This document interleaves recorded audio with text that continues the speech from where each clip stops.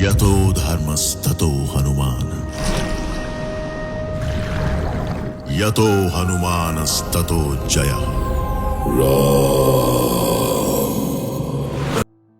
Hello movie lovers, मेरा नाम है राहुल। मेरे चैनल मूवी लवर्स को सब्सक्राइब करें और बेल आइकन दबाना ना भूलें। दोस्तों, प्रशांत वर्मा सिनेमैटिक यूनिवर्स की मूवी हनुमान, जिसे देखते ही हमें गूज बम्स आते हैं और मूवी के शुरू में हमें एक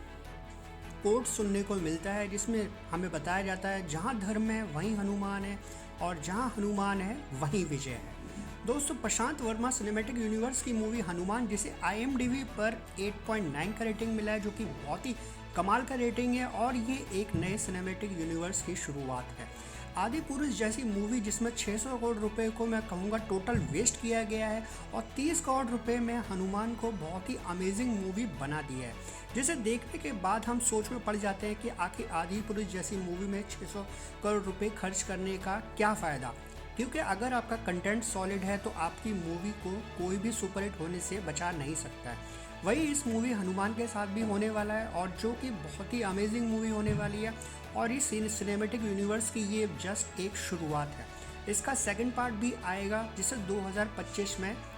रखा गया है, जिसका नाम है जय हनुमान। और आइए हम इस मूवी का एक्सप्लेनेशन शुरू करते हैं।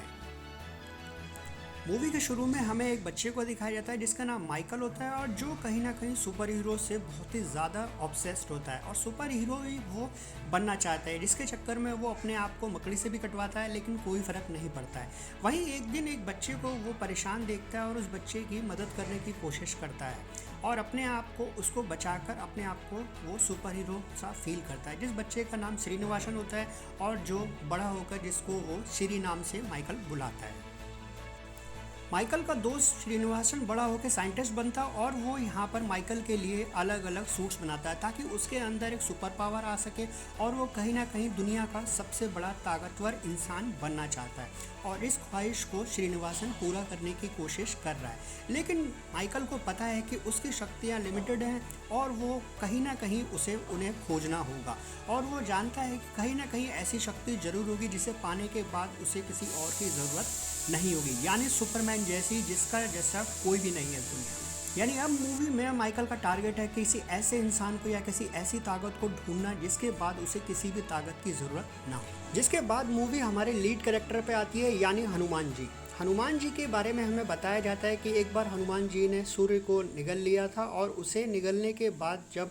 इंद्र ने उनके मुंह पर वज्र मारा तो उनके मुंह से एक खून का ब्लड का ड्रॉप निकला था, जो कि साउथ के किसी समुद्र में जाकर एक सीप में गिर गया था और वो वहाँ पर जाके एक स्टोन बन जाता है क्योंकि उसके अंदर उनका ब्लड भी था। अब मूवी आती है नॉर्मल जोन में, जिसके बाद हमें अपने हीरो को देखने को मिलता है जिसका नाम है यहाँ पर हनुमंत। हनुमंत एक आवारा लड़का है और बिल्कुल भी ध्यान नहीं रखता है, जिसकी एक बड़ी बहन भी है और बहन नहीं चाहती है कि उसका भाई पागलों की तरह इधर उधर भटकता रहे, इसलिए उसने अभी तक शादी भी नहीं की है और हर किसी को लगता है कि अगर इसकी बहन से शादी करेंगे तो दहेज में ये भाई भी साथ में मिलेगा। इसके बाद हमें हीरोइन का पता लगता है जिसका नाम है मीनाक्षी और मीनाक्षी एक बहुत समझदार लड़की है और वो चाहती है यहाँ पर कुछ रेवोल्यूशन लाना और वो गांव के सभी लोगों के अधिकार के लिए लड़ती है, चाहे वो मुखिया हो या यहाँ का सबसे ताकतवर इंसान। उस ताकतवर इंसान के सामने मीनाक्षी खड़ी हो जाती है और उससे बोलती है कि अगर तुम्हें इनसे टैक्स लेना है तो इन्हें सुरक्षा भी देनी होगी। तब मुखिया कहता है कि मेरे से लड़ने की जिसमें हिम्मत है वो मेरे से लड़ सकता है और उसका टैक्स माफ़ हो जाएगा। यानी मुखिया कहीं ना कहीं सभी लोगों का यहाँ पर एक्सप्लोटेशन करता था और मीनाक्षी कहीं ना कहीं उसे इन सब चीज़ों से बचाने की कोशिश कर रही थी। मुखिया पूरे गांव में चैलेंज कर देता है कि जो मुझे हराएगा उसका यहाँ पर टैक्स माफ़ कर दिया जाएगा और वही अगला मुखिया बनेगा। यानी मुखिया को पहले से ही पता था कि कोई उससे जीत नहीं सकता है, यानी वो पूरी ज़िंदगी भर मुखिया ही रहने वाला है। मीनाक्षी के क्रांतिकारी विचारों को सुनने के बाद मुखिया फैसला कर लेता है कि इस लड़की को जल्दी से जल्दी ही मारना होगा। अगर ये जिंदा रही तो यहाँ पर कुछ ना कुछ लोगों को भड़काकर मेरे खिलाफ खड़ा कर देगी। एक दिन मीनाक्षी अपनी फैमिली के साथ बस में कहीं जा रही होती है और वहीं दूसरी तरफ यहाँ पर उसका हनुमंत भी पीछा कर रहा होता है। हनुमंत उसे किसी तरीके से कन्विंस करने की कोशिश कर रहा है क्योंकि हनुमंत यहाँ पर मीनाक्षी के प्यार में पागल है, लेकिन मीनाक्षी को बचाने के चक्कर में उसे गुंडे घेर लेते हैं और वो गुंडे उसे यहाँ पर पानी के अंदर फेंक देते हैं मार के। मीनाक्षी को तो वो बचा लेता है हनुमंत, लेकिन यहाँ पर उसकी जान जाने ही वाली होती है। और वहीं वहाँ पे मीनाक्षी का पेंडेंट भी पानी के अंदर गिर जाता है, जिसे ढूंढने के लिए हनुमंत पानी की और गहराइयों के अंदर जाता है, जिसे मिलता है वही जो उसका वेट कर रहा था, यानी हनुमान जी का वही स्टोन जिसके अंदर उनका ब्लड का एक ड्रॉप है। यानी दोस्तों ये मनी उसके लिए पूरी मूवी में एक वरदान का काम करती है, जिसके बाद उसे किसी और चीज़ की ज़रूरत नहीं होती। और इस मनी की एक स्पेशलिटी होती है, सूरज की रोशनी में ही ये काम करती है। जहाँ सभी लोग सोच रहे थे यहाँ पर हनुमंत की डेथ हो चुकी है, लेकिन हनुमंत अगले ही दिन एक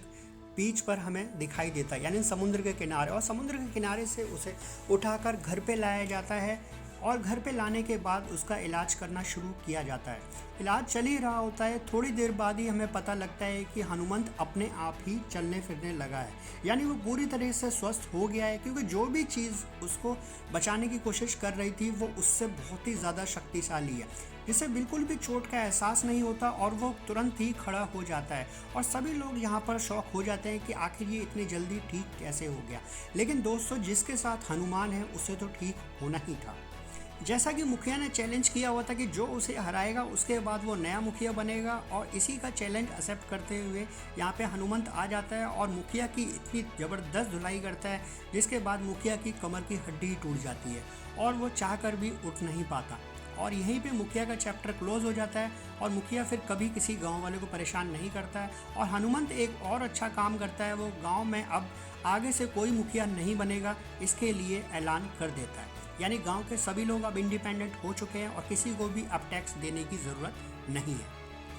अब एंट्री होती है सबसे मेन विलन यानी माइकल की, जिसे हमने शुरुआत में छोड़ दिया था। वो वापस आ जाता है क्योंकि उसने कहीं ना कहीं हनुमंत का एक वीडियो देख लिया है जिसमें वो ट्रेन से टकराता है और उसे कुछ भी नहीं होता है। माइकल शॉक में हो जाता है कि आखिर ऐसा कैसे हो सकता है और कोई इंसान ट्रेन से भी ज़्यादा ताकतवर कैसे हो सकता है। तब उसे एहसास होता है कि ये वही है जिसे वो आज तक ढूंढ रहा था, यानी ऐसी पावर, यानी अल्टीमेट पावर जिसके बाद उसे किसी भी पावर की ज़रूरत नहीं पड़ने वाली। और माइकल इस मिशन में लग जाता है किसी न किसी तरीके से इसके सोर्स को जाना जाए कि हनुमंत को इतनी पावर आखिर मिलती कहाँ से। और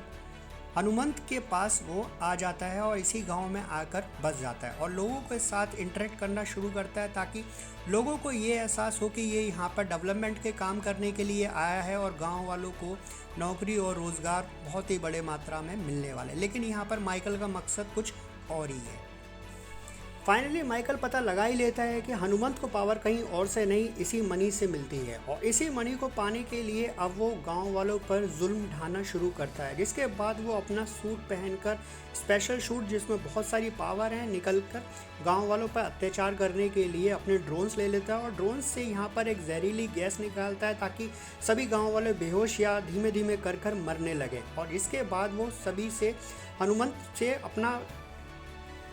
मनी को लेकर अपने आप को और ज़्यादा शक्तिशाली बना सके। लेकिन हनुमंत की यहाँ पर मदद करने के लिए हम देखते हैं यहाँ पर विभीषण को। एक महापुरुष शुरुआत से मूवी में हमें यहाँ हनुमंत की मदद करते हुए दिखाई देते हैं, जिसका हम शुरुआत में अंदाज़ा नहीं लगा पाते और हमें लगता है कहीं ना कहीं ये हनुमान का ही दूसरा रूप है। लेकिन जब वो अपनी सच्चाई बताते हैं तो हमें पता लगता है कि वो लंकापति के भाई कोई और नहीं, विभीषण ही है, जिन्हें श्री राम ने वहाँ पर गद्दी पे बिठाया था और वहाँ पर न्याय करने के लिए उन्हें राजा बनाया था, जो आज भी उसी तरीके से राज्य कर रहे हैं और सत्य का साथ देने से कभी नहीं चूकते हैं, क्योंकि श्री राम ने उन्हें वही सिखाया है। और यहीं पर हमें पता लगता है कि विभीषण यहाँ पर पूरी मूवी में हमें इनकी मदद करते हुए, यानी हनुमंत की मदद करते हुए नज़र आ रहा था। वो कभी नहीं चाहते थे कि किसी भी तरीके से पावर किसी और के हाथ में जाए। जिसके बाद दोस्तों हमें पता लगता है कि अब पूरे गांव पर कब्जा करने के बाद माइकल किसी भी तरीके से मनी को हासिल करना चाहता है, लेकिन यहाँ पर हनुमंत उसको रोकने की पूरी कोशिश कर रहा होता है। हनुमंत की यहाँ पर सिस्टर को गोली लग जाती है, क्योंकि जब माइकल निशाना लगाता है हनुमंत का तो वो गोली हनुमंत को पार करते हुए सीधे ही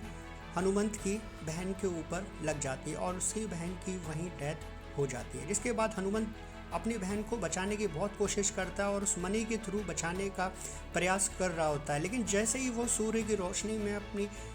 मनी को लेकर जाता है उससे उतना रोशनी नहीं निकलती, यानी वहाँ पर सूरज होता ही नहीं है, तब भी उसकी बहन की जान चली जाती है। हनुमंत कहीं ना कहीं बहुत ही ज़्यादा डिप्रेस हो जाता है और उसे लगता है कि बनी से मैं अपनी बहन की जान नहीं बचा सकता हूँ तो इस गांव की जान कैसे बचाऊंगा, यानी गांव में सभी लोगों को कैसे सुरक्षित रख सकता है जबकि वो अपने परिवार को ही सुरक्षित नहीं रख पा रहा है। इसलिए वो सब कुछ छोड़ देता है और कहीं ना कहीं वो बहुत ही ज़्यादा विलाप की मुद्रा में हो जाता है, यानी उसका कुछ भी करने का मन नहीं करता है। जिसके बाद विभीषण उसे बहुत ज़्यादा मोटिवेट करते हैं और उसे समझाते हैं कि तुम्हारा धर्म वही है जो मूवी के शुरू में दोस्तों हमें एक कोट सुनने को मिला था कि जहाँ धर्म है वहीं हनुमान है और जहाँ हनुमान है वहीं विजय है। और इसी तरीके के मोटिवेशन को लेते हुए यहाँ पर हनुमान दोबारा से खड़े होते हैं और दोबारा से यहाँ पर माइकल को हराने के लिए पूरी तरह से तैयार है। और हनुमान देखते ही देखते माइकल को बहुत ही बुरी तरीके से पीटना शुरू करता है और हनुमान के सामने से माइकल उड़ने की कोशिश करता है ताकि वो उस मनी को लेकर वहाँ से भाग सके।